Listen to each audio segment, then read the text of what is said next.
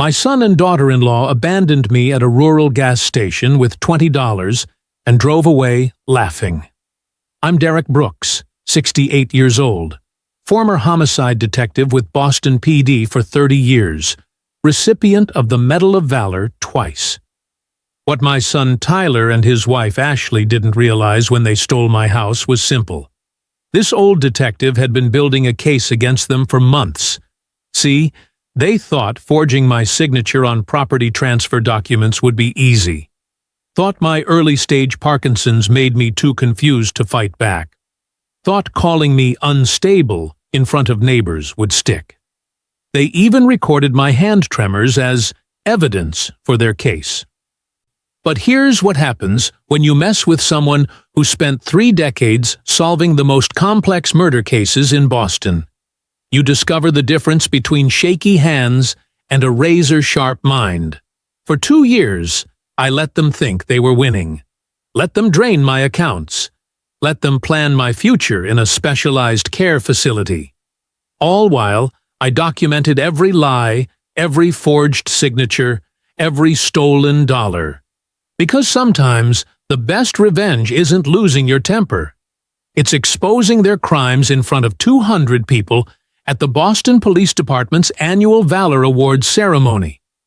Please leave a comment below to let me know where you're following this story from. This is how I transformed their greed into their downfall. One piece of evidence at a time. Let me take you back to where this nightmare began. 2 years ago, after my wife Rebecca died from a sudden stroke, I moved in with Tyler and Ashley in Oak Ridge, just outside Boston. They convinced me it was temporary. Just until you adjust, Dad. You shouldn't be alone right now. I should have known better. The house was mine, bought and paid for in 1995 with my detective's pension, worth $430,000 today. But I signed papers letting Tyler handle my finances while I grieved. I trusted my only child. The humiliation started subtly. Tyler would sigh dramatically whenever I took my Parkinson's medication. "Dad's pill time again," he'd announce to Ashley. They'd share those looks. You know the ones. When my hand would tremor, a common Parkinson's symptom, Tyler would get worse. "There goes Dad, shaking again," he'd say. "Maybe we should get you those special utensils." Ashley started filming me with her iPhone 13 Pro. "For documentation purposes," she claimed, "in case we need to show your doctors how you're progressing." I apologized constantly for my shaking, for needing help with technology, for existing. "I'm sorry, son. I know I'm difficult." "You're not difficult, Dad. You're declining." Those words cut deeper than any knife wound I'd investigated in my career. They made me eat dinner after they'd finished, leftovers on paper plates while they used the expensive dinnerware Rebecca had collected. I sat in the kitchen like a hired caretaker, listening to them plan their future in my house. "Once we get the property transferred, we can refinance for that kitchen remodel," Ashley whispered. "Maybe add that home theater system we wanted," Tyler added. I heard everything, but I stayed quiet. My medical appointments became their ammunition. "He can't even drive himself to the neurologist," Tyler told our neighbors. "Memory's slipping. Parkinson's is affecting his mind." None of it was true. My neurologist, Dr. Kevin Watts, was clear. Fully functional cognitive abilities, mild motor symptoms, well managed with medication. But Tyler never shared that assessment with anyone. They controlled my mail, my phone calls, even my pension statements. "We handle Dad's finances now," Tyler would tell people. "He gets confused with numbers." Confused? I'd been solving complex homicide cases when he was still learning multiplication tables. The worst part was watching them spend my money. Tyler's Audi lease, $850 monthly. Ashley's shopping sprees, designer handbags, jewelry, expensive dinners, all charged to accounts they managed for me. "We're taking care of you, Dad," Ashley reminded me when I questioned a $2,100 charge at Nordstrom. "That means taking care of ourselves, too." Taking care of me meant I drove a 12-year-old Toyota while they flaunted luxury vehicles. It meant I clipped coupons while they ordered premium meal delivery services every night. But here's what they didn't understand about detectives. We observe before we act. Every manipulative comment went into my voice memo app. Every financial abuse carefully documented. Every piece of mail they misplaced, I'd already photographed. My years in homicide taught me patience. 3 decades of police work taught me how to build an airtight case. And my old partners from the force taught me that some battles are worth fighting, no matter how old you get. Tyler thought my trembling hands meant weakness. He thought my quiet observation meant resignation. He was about to learn the difference between surrender and strategic investigation.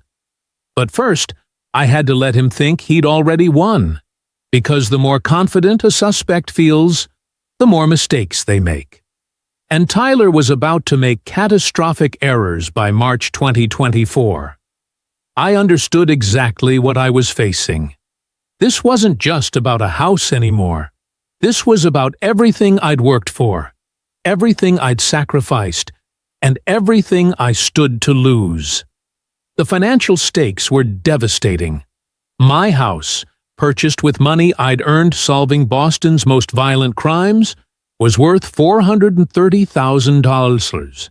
Tyler had already contacted mortgage brokers about refinancing once the property was in his name. I discovered the applications in his email when he carelessly left his laptop open. But the house was just the beginning. My police pension and investments had accumulated to $1.75 million after 30 years on the force and careful saving. Tyler and Ashley thought I was living on basic Social Security. They had no idea about my investment portfolio. If they succeeded in having me declared incompetent, they'd control everything: the house, the investments, even my disability payments of $2,200 monthly. I'd end up in some state-funded facility while they lived luxuriously on what I'd earned protecting Boston's citizens. The social stakes cut even deeper. Oak Ridge has a strong police community. Everyone knows everyone. If word spread that I was mentally incompetent, that I couldn't manage my own affairs, my reputation among fellow officers would be destroyed. The Boston Police Veterans Association, where I'd been a board member since 2008, would see me as a liability. The brotherhood of officers that had sustained me through Rebecca's death would distance themselves. Nobody wants to associate with the crazy old detective who lost his mind. Tyler was already planting those seeds. At the grocery store, he'd stage conversations loud enough for others to hear. "Dad, you already bought coffee yesterday. Remember? We talked about this." I never bought coffee the day before, but strangers didn't know that. At community events, he'd guide me by the elbow like I was frail. "Careful, Dad. Watch your step," making sure everyone saw him caring for his declining father. The emotional stakes were the most painful. Rebecca and I had built this life together. Every piece of furniture told our story. The dining table where we'd discussed cases late into the night. The bedroom where she'd died holding my hand. If I lost the house, I lost Rebecca's memory. I lost our life together, and I'd die knowing my only son, the boy I'd worked overtime shifts to put through college, saw me as nothing but an obstacle to his inheritance. But detectives don't give up when the case gets difficult. I started gathering intelligence, property records at the county clerk's office, pension regulations, elder abuse statutes. I didn't have a law degree, but I had 30 years of courtroom testimony experience and decades navigating police bureaucracy. The evidence was clear. Tyler needed me declared incompetent to seize my assets. But incompetency requires medical documentation, and my neurologist's reports were definitive. Dr. Kevin Watts had been monitoring my Parkinson's for 5 years. Every evaluation showed the same results. Mild motor symptoms, well controlled with medication, fully functional cognitive abilities. Tyler was building his case on fabrications, and fabrications collapse under proper scrutiny. I also discovered something significant about Massachusetts property law. Any deed transfer requires the grantor's informed consent and proper notarization. The documents Tyler was preparing had only one witness, Ashley, and a notary stamp that looked suspiciously new. My old partner, Brian Ross, now worked as a licensed notary. He'd authenticated documents for 20 years. One look at Tyler's paperwork, and he'd identify the forgery immediately. But I needed Tyler to commit to his plan first. In investigative terms, I needed him to reveal his full criminal conspiracy before I moved to arrest. The stakes were clear. Everything I'd built, everything I'd earned, everything Rebecca and I had created together. Against that, Tyler had arrogance, greed, and a fundamental misunderstanding of who he was dealing with. He thought Parkinson's made me weak. He thought age made me incompetent. He thought 30 years in homicide was just a job. He was about to learn what happens to people who betray a detective. But first, I had to let him spring his trap. Because sometimes the best investigation involves letting your suspect think they've gotten away with the crime. The house was worth $430,000. My investments were worth $1.75 million. My reputation was priceless. And Tyler was about to discover that some things are worth fighting for, no matter what it costs. The kid thought he was playing a simple con, but this old detective was conducting a sting operation, and I already had most of the evidence secured. The first confrontation happened on a Monday morning in March. I was taking my medication, my daily routine with the carbidopa and levodopa, when Tyler cornered me in the kitchen. "We need to talk, Dad." Ashley stood behind him, arms crossed, phone positioned at waist level. Always recording. "About what, son?" "About your situation." I set down my pill organizer. Rebecca had bought it for me when I was first diagnosed. Blue plastic with daily compartments. Tyler stared at it like it was evidence in a murder trial. "What situation?" "You're getting worse."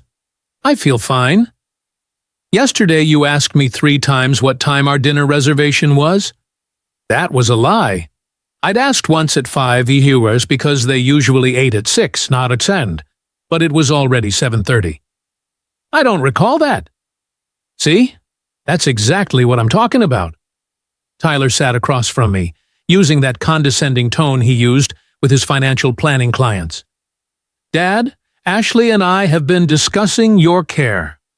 I don't need care. You need structure, support, professional help. I see Dr. Watts every month. Dr. Watts doesn't live with you. He doesn't see the daily decline." "Daily decline?" Like I was evidence deteriorating at a crime scene. "What decline?" Ashley stepped forward, phone now openly recording.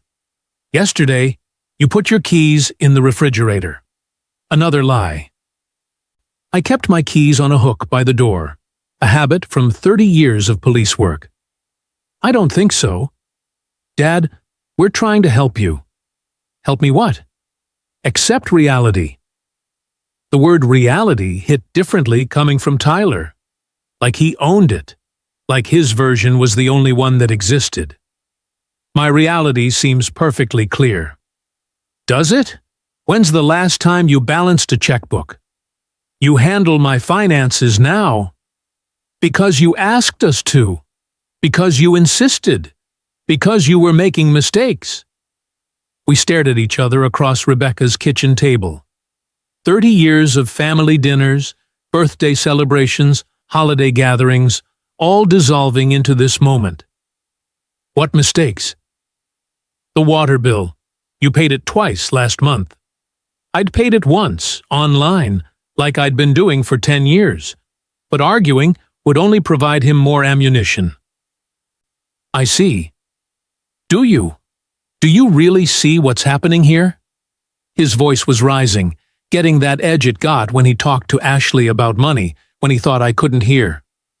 Tell me. You're losing it, Dad. Your mind, your independence, everything. Everything. Such a significant accusation from such an insignificant man. And we need to make some decisions. What kind of decisions? Ashley answered. About your living situation. I live here. You live in our house. Our house? Not my house? Not the house I bought with my detective's pension? Is that what this is about? Tyler leaned forward. This is about taking care of family. Whose family? What's that supposed to mean? Nothing, son. No, say what you mean. I could have said many things about the Audi payments charged to my account, about the Nordstrom bills, about the mortgage applications I'd found.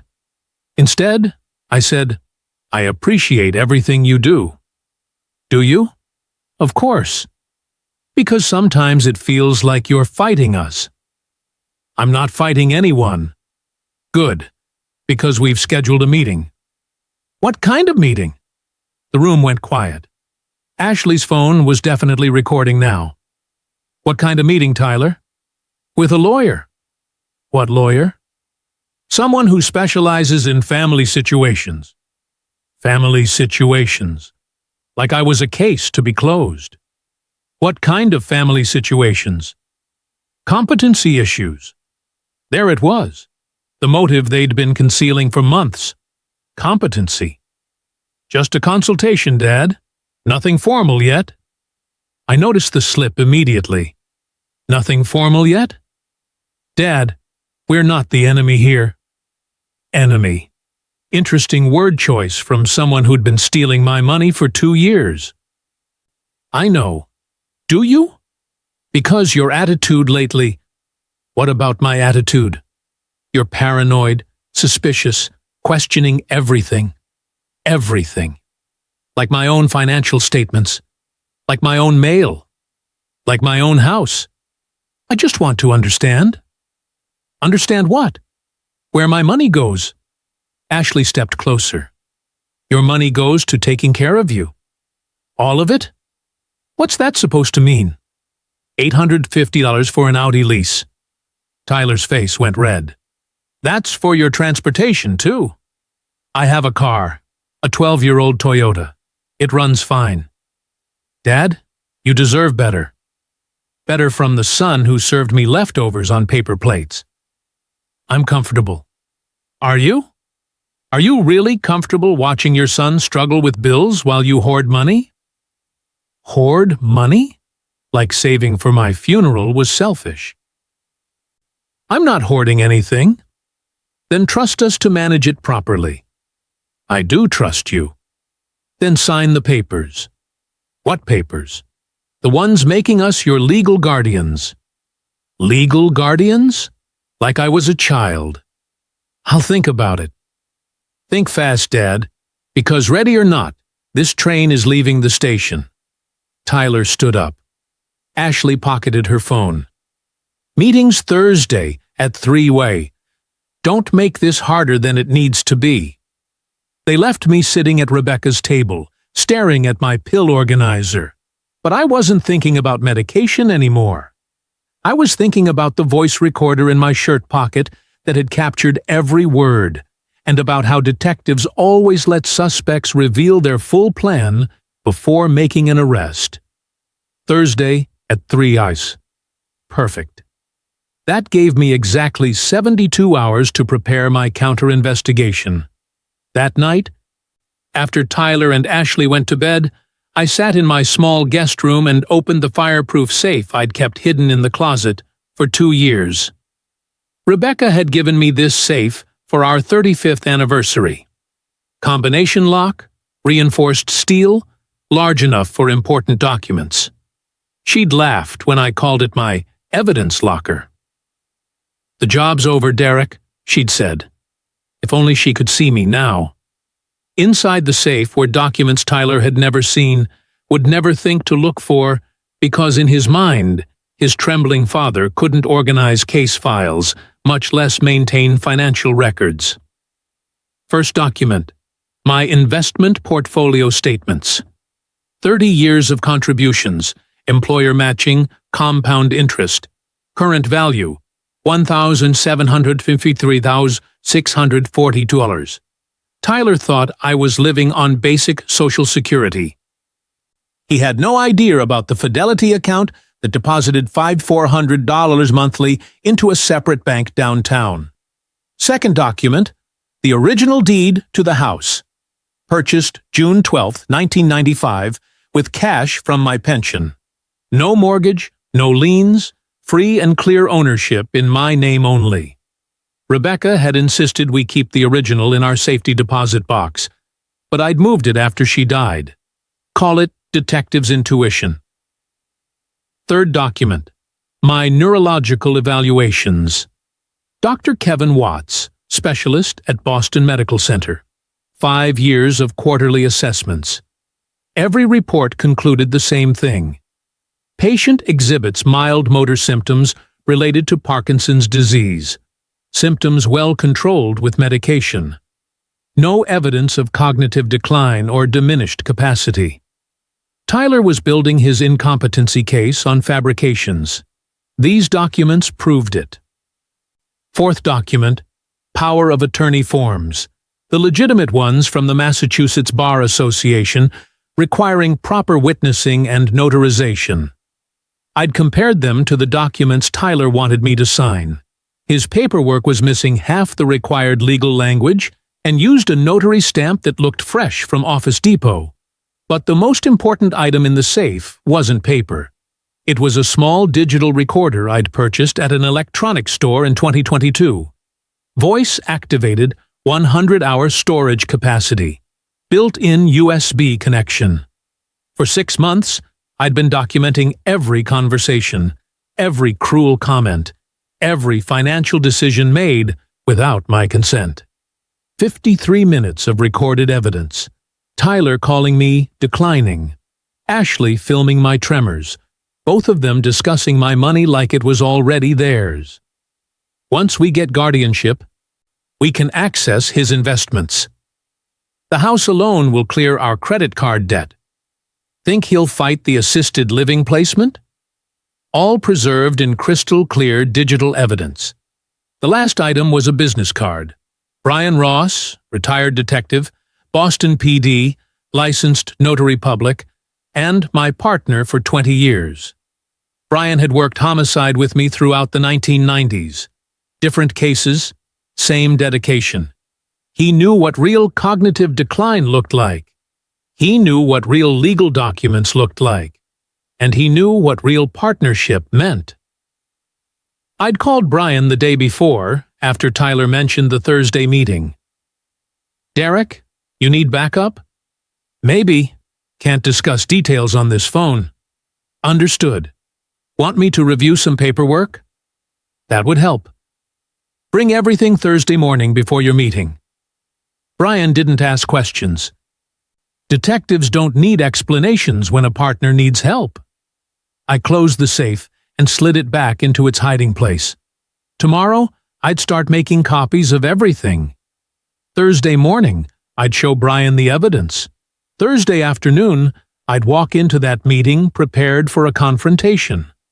Tyler thought he was manipulating a confused old man with shaky hands and memory problems. He was actually facing a detective with 30 years of investigative experience, 53 hours of recorded evidence, and $1.75 million in resources.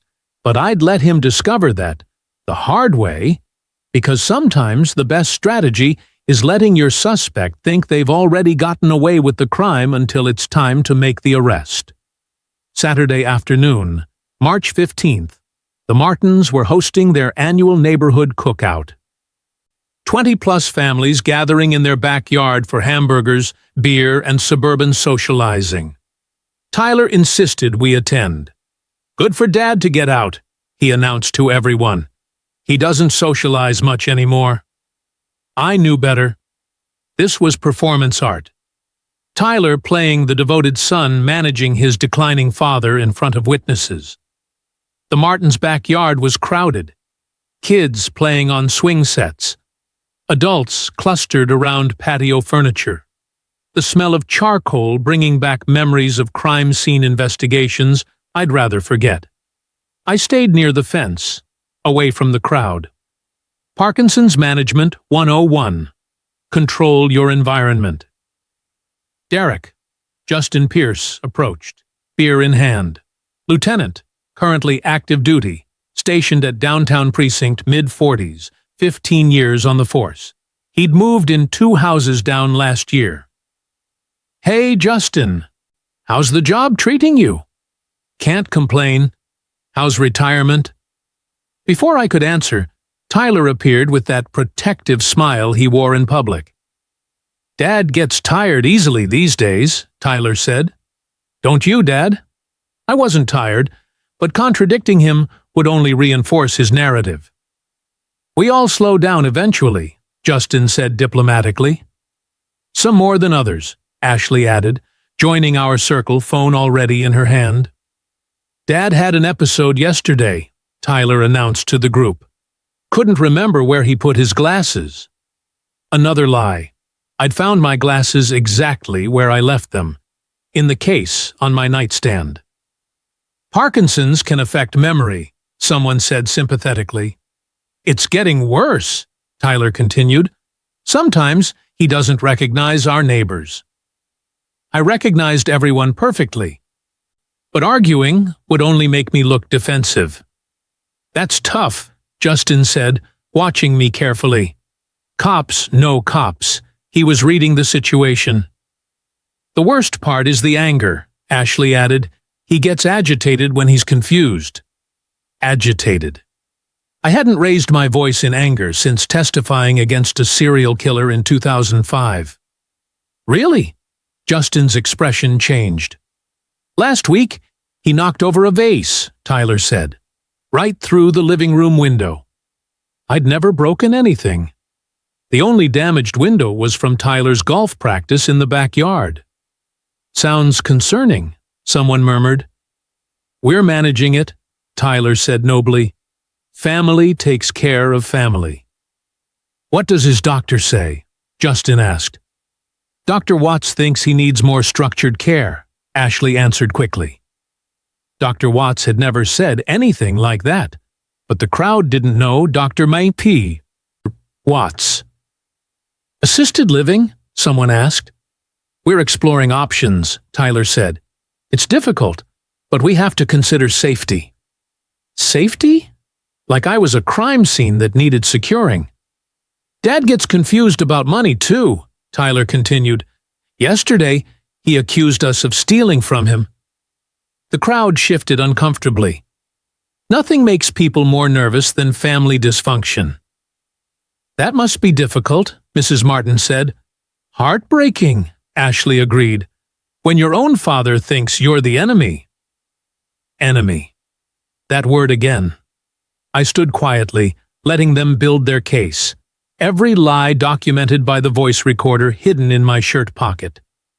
"How long has he been living with you?" Justin asked. 2 years, Tyler said. "Since Mom died." "He couldn't manage on his own." Couldn't manage meant owned a house worth more than Tyler made in 3 years. "That's generous of you," someone said. "It's what family does," Tyler replied humbly. "Even when it's thankless," Ashley added. Thankless. From the woman who'd charged $2,100 in shopping to my credit card last month. "Sometimes he wanders at night," Tyler continued. "We had to install special locks." I'd never wandered anywhere. The locks were to keep me from accessing my own mail. "Have you considered medication adjustments?" Justin asked. "His doctors are working on it," Ashley said. "But honestly, I think the damage is permanent. Permanent damage. Like I was a closed case. The crowd was absorbing it all. Poor Tyler and Ashley sacrificing their lives for a deteriorating old detective who didn't appreciate their kindness. The hardest part is when he gets paranoid, Harry said, voice dropping to a stage whisper. Last week, he threatened to call the police on us. I had threatened to call the police after finding another unauthorized charge on my account. Delusions, Ashley added sadly. He thinks everyone's against him. Everyone wasn't against me, just the two people who were supposed to love me most. Well, Mrs. Martin said awkwardly, you're doing a wonderful job under difficult circumstances. Thank you, Tyler said. It helps having community support. Community support for Tyler, while his father stood 3 feet away, being discussed like he was already in the morgue. That's when Justin Pierce did something unexpected. He stepped closer to me, detective to detective. Derek, you doing okay? The first person all afternoon to address me directly. I'm fine, Justin. You sure? Need anything? The crowd went quiet, waiting to see if the shaky old man would have an episode. Just enjoying the cookout. Good. Justin nodded. You know where I live if you need anything. I appreciate that. Tyler jumped back in. Dad doesn't like to bother people. No bother, Justin said firmly. Police look out for each other. Police look out for each other. The first honest statement all day. Well, Tyler said, uncomfortable with Justin's attention on me. We should probably get Dad home. He gets agitated in crowds. I wasn't agitated, but protesting would only support their narrative. Derek, Justin said as we turned to leave, my door's always open. Thank you. Walking home, Tyler was practically glowing. That went well, he told Ashley. Did you see how everyone reacted? Perfect, she agreed, especially when you mentioned the aggression. Aggression I'd never displayed, recorded in perfect digital clarity. That night I called Brian Ross. How was your cookout? Educational. Ready for Thursday? More than ready. Good, because from what you've told me, this is war. War. Finally, someone who understood what we were really investigating. Tyler thought public humiliation would break me. Instead, he'd just given me 20 witnesses to his fabrications. And detectives never forget who stands with them when the case breaks open. Thursday morning arrived clear and cold. I was awake at 5 a.m., like every morning for 40 years. Police habits die hard.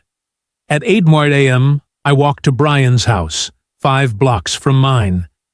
Past the coffee shop where Tyler bought his expensive lattes, past the bank where my investments accumulated in secret.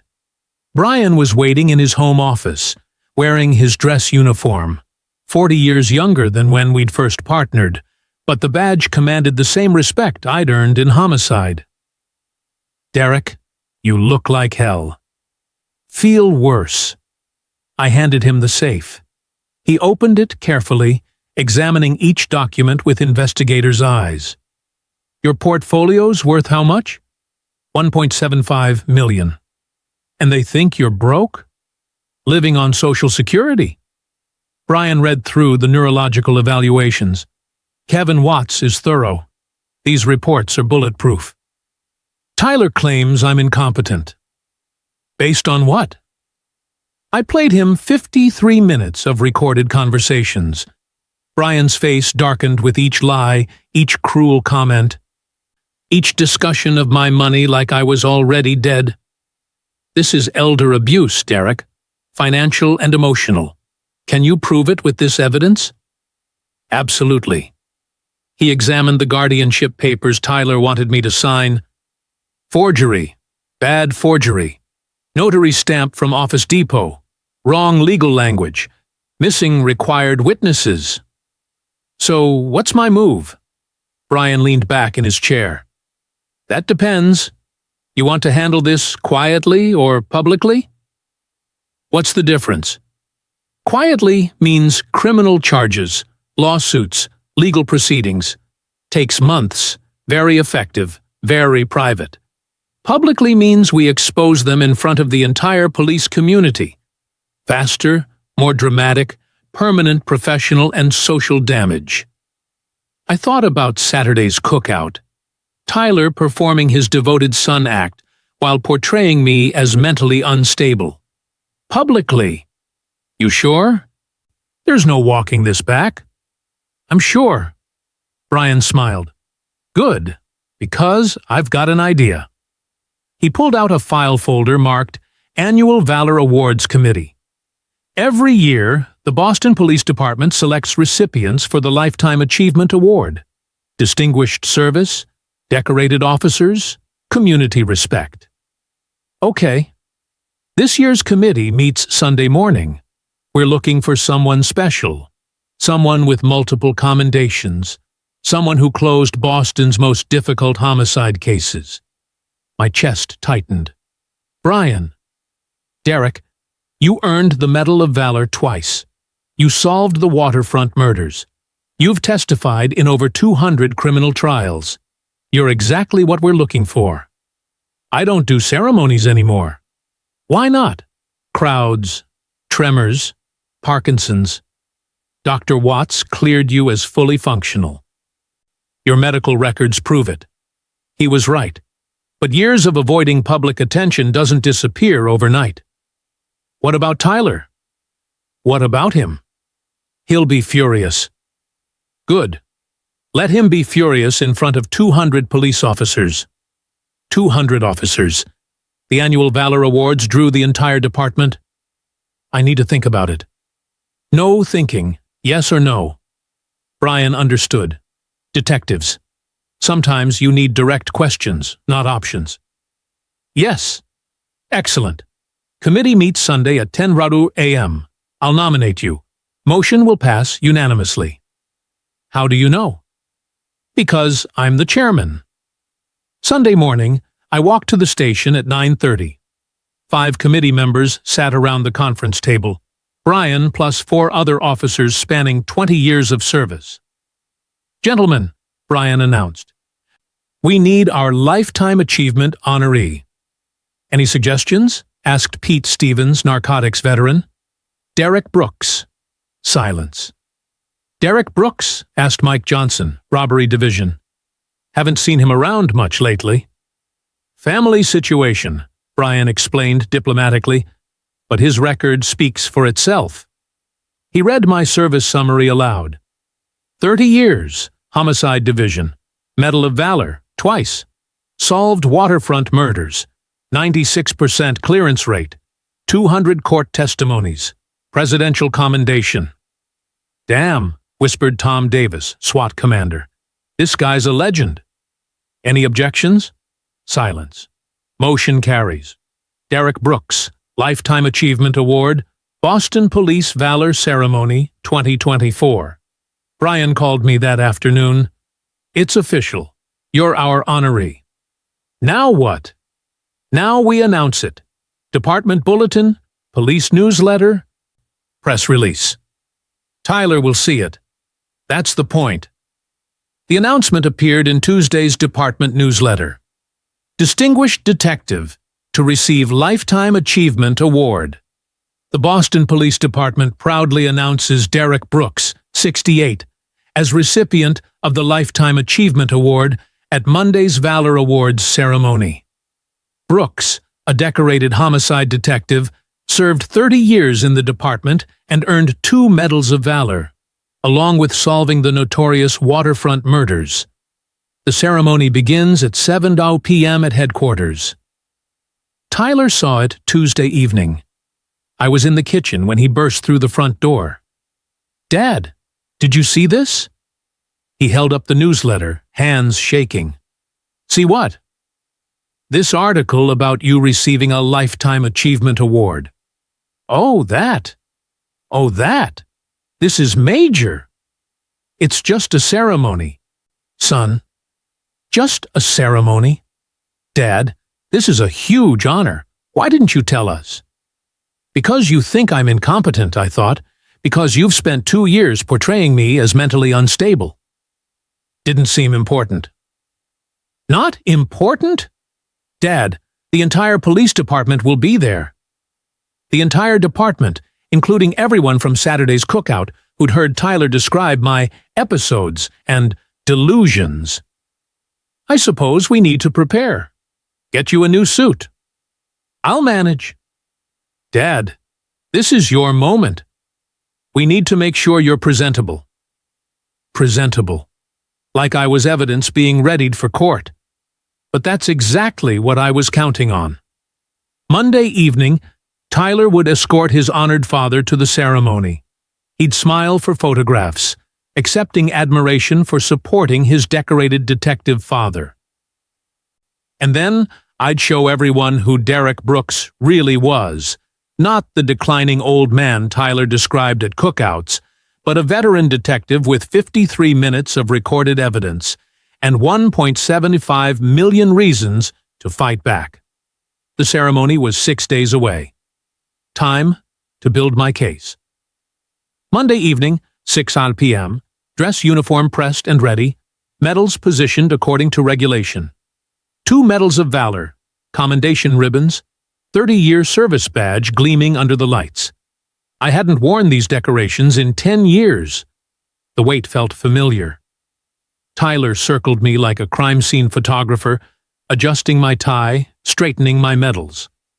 Dad, you look incredible. Like a real detective. Like a real detective, as opposed to the fake detective I'd been pretending to be for 30 years. Thank you, son. The whole department's going to see this. The Martins, the Pierce family, everyone from the neighborhood. Everyone who'd heard him describe my episodes and delusions. I hope I don't disappoint them. Disappoint them? Dad, you're a hero. Hero. Interesting how that word changed when there was an audience involved. We drove to headquarters in Tyler's Audi. He detailed it for the occasion, wanting to impress the police officers. Remember to smile, he coached. Stand straight. Show them the medals. Show them the medals he'd called old junk for 2 years. The ceremony hall buzzed with activity.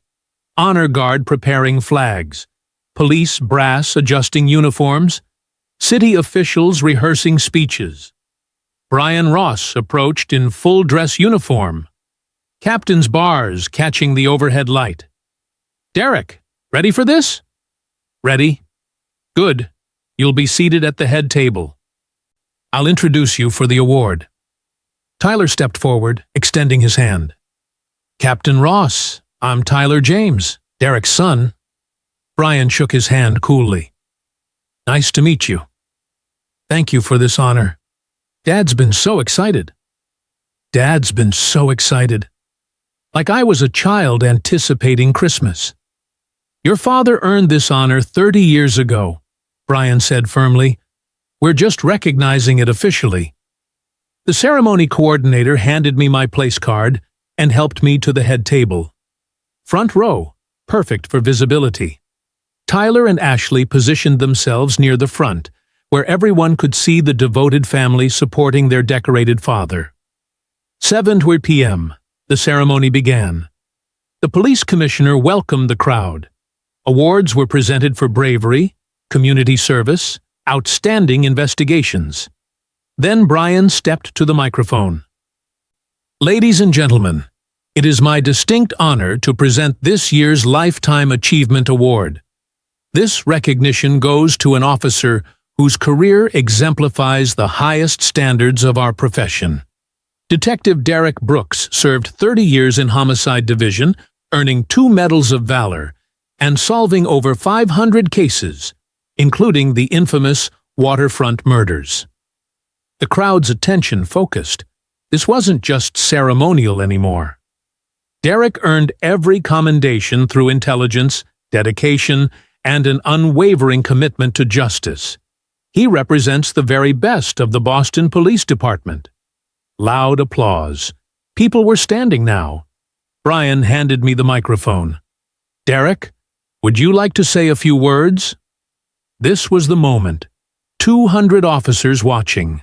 Tyler beaming proudly. Ashley filming everything.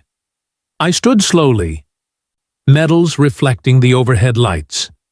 "Thank you for this honor." My voice carried across the crowd, steady and clear. "For 2 years, some people have told you I'm a declining old man, confused, volatile, incompetent." Tyler's smile faltered. I could see him in my peripheral vision, confusion replacing pride. "They've said I have episodes, that I break things, that I don't recognize my neighbors." The crowd grew quiet. This wasn't a typical acceptance speech. "They've said I'm paranoid, that I falsely accuse my own family of stealing from me." Tyler was shaking his head now, trying to signal me to stop. Ashley had lowered her phone. "Today, I want you to know the truth." I reached into my jacket and pulled out a manila envelope. For 2 years, my son Tyler and his wife Ashley have been systematically stealing my money, forging documents, and planning to have me declared incompetent so they can seize my house. Gasps from the crowd. Tyler stood up, face red. "Dad, you're confused." "I'm not confused, son. I'm a detective." I opened the envelope, pulling out documents. "This is my investment portfolio statement. $1,253,642. Money Tyler doesn't know exists." The crowd murmured. Someone shouted, "What the hell?" "This is my neurological evaluation from Dr. Kevin Watts. Quote, no evidence of cognitive decline or diminished capacity." End quote. Tyler was pushing through the crowd now, trying to reach the stage. "And this," I held up the digital recorder, "contains 53 minutes of recorded conversations where my son calls me declining, discusses my money like I'm already dead, and plans to put me in a specialized facility while he lives in my house." The crowd erupted, voices calling out, "Disgusting!" "Shameful!" Tyler reached the podium. "Dad, please stop. You're having an episode." "I'm not having an episode, Tyler. I'm presenting evidence." Brian stepped forward with a leather portfolio. "I'm Captain Brian Ross, Tyler's former partner and current attorney. I've reviewed Derek's evidence. What you've heard today constitutes elder abuse, financial fraud, and forgery." He handed me a document. "This is a restraining order effective immediately, prohibiting Tyler and Ashley James from entering Derek's property or accessing his financial accounts." I handed the papers to Tyler. "You're served." The crowd was on its feet now, some cheering, some booing Tyler and Ashley. Phones recording everything. Justin Pierce pushed forward, Lieutenant's voice cutting through the noise. "Need a ride home, Derek?" "Transportation would be appreciated." "Copy that." Tyler was backing away, papers crumpled in his fist. "Dad, we can work this out. Family discussion, just us." "No more family discussions, son. From now on, all communication goes through Captain Ross." "But, Dad, that's Mr. Brooks to you." The crowd parted as Justin and 3 other officers formed around me. Honor guard for the walk to Justin's cruiser. Behind us, Tyler and Ashley stood frozen at the podium, 200 officers staring at them with disgust and disappointment. As we drove away, I could hear the crowd still buzzing with outrage. By morning, the story would be all over the department. By tomorrow, everyone would know what Tyler and Ashley had tried to do. Where to? Derek? Home, my home. For the first time in 2 years, that word felt real again. Tuesday morning brought consequences. Tyler and Ashley were gone by 6 a.m. U-Haul loaded with their belongings. Neighbors watched from windows as they drove away in shame, unable to meet anyone's eyes. By noon, the restraining order was in effect. Sheriff's deputy delivered official notice. Tyler and Ashley James were prohibited from entering 147 Oak Street or contacting Derek Brooks directly. The financial reckoning moved swiftly. First National Bank called at 2:00 p.m. The account Tyler had been managing showed unauthorized charges totaling $65,000 over 2 years. Audi payments, designer shopping, restaurant bills, even a vacation to Cancun I'd never taken. Mr. Brooks, we're reversing all unauthorized charges and freezing the account. We're also filing a fraud report with the DA's office. DA's office. Tyler's financial planning license required a clean criminal record. One fraud conviction, and his career was finished. Wednesday brought social consequences. Mrs. Martin knocked on my door with a homemade meal and an apology. Derek, I'm so sorry. We had no idea what Tyler was doing to you. Thank you, ma'am. The whole neighborhood feels terrible. We should have seen the signs. No one expects family to lie. Still, if you need anything, groceries, rides to appointments, just ask.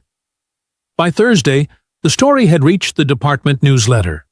Front page article, Retired Detective Exposes Family Fraud at Valor Awards Ceremony.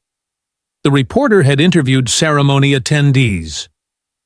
I always thought something was off about how that son treated his father, said Witness Officer Margaret Wilson. Now we know why. Disgraceful behavior, added Sergeant Tom Peters. Police don't abandon police. Family shouldn't abandon family. Friday brought legal consequences. Brian called with updates. District attorneys filing charges. Elder abuse, financial fraud, forgery, conspiracy. Tyler and Ashley are looking at 1 to 3 years each. What about restitution? Full recovery of stolen funds plus damages. They'll pay back every penny. And the house? Yours, free and clear. The fake deed was never filed, so there's no legal complications. Tyler had been too confident, too eager. He'd planned to file the forged paperwork after having me declared incompetent. His greed had made him careless. Saturday brought the most satisfying consequence. Justin Pierce stopped by with news from his wife, who worked at a financial firm downtown. Tyler was terminated yesterday. Company policy. No employees with pending fraud charges. What about their Audi? Repossessed Thursday. Turns out they were 2 months behind on payments. Tyler had been stealing my money to maintain a lifestyle he couldn't afford. Now he'd lost everything. Job, car, house, reputation. Where are they living? Ashley's parents' place. Small apartment across town.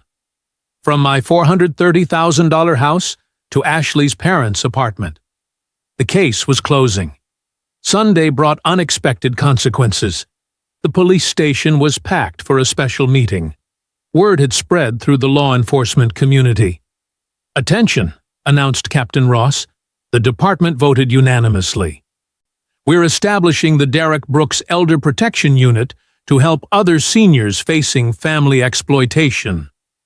Applause filled the room. Detectives, patrol officers, administrators, all understanding that betrayal by family cuts deeper than any criminal case. Thank you. Rebecca would have appreciated that. Monday brought the final consequence.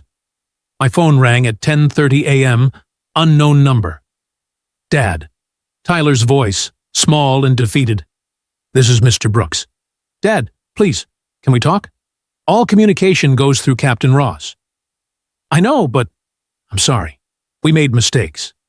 Mistakes? Like stealing $65,000 was a clerical error. Yes, you did.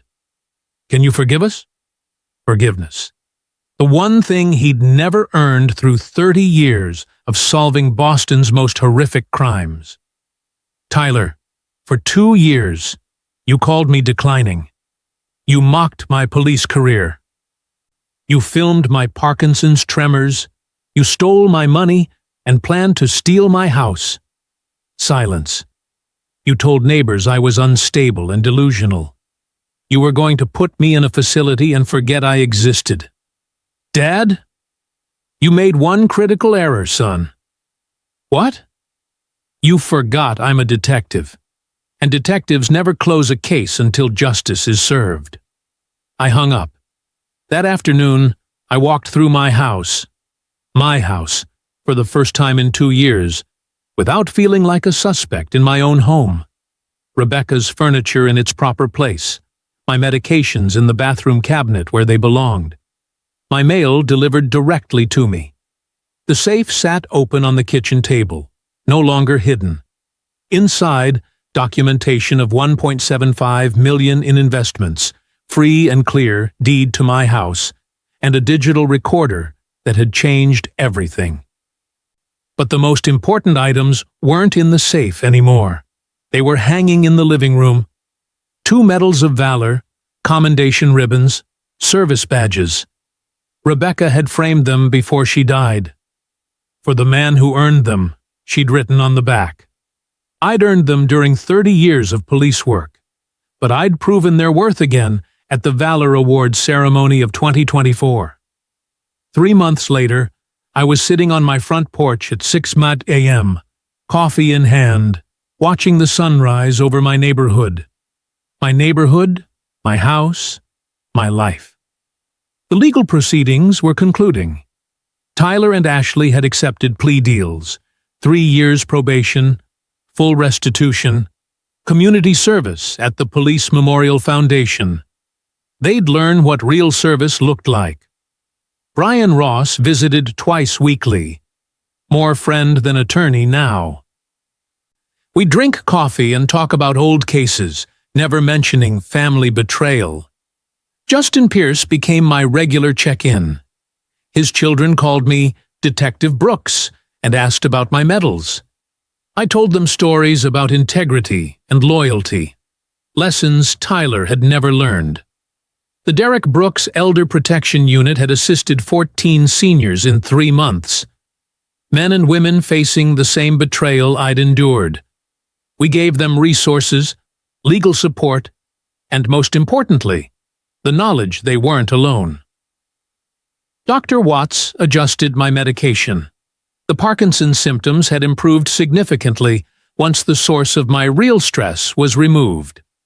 Turns out, being manipulated by your own family is worse for neurological health than any disease. Tyler called twice more. Both times I referred him to Brian. He'd forfeited his right to speak directly to his father when he chose greed over love. My investments were now managed by a professional advisor Brian recommended. The money would support police family causes after I'm gone, a better legacy than anything Tyler could have provided. I'd started dating again. Christine Taylor, widow of a detective, understood law enforcement families. We took things slowly, as people our age should. The most important change was simple. I stopped apologizing for existing. No more eating leftovers. No more hiding my achievements.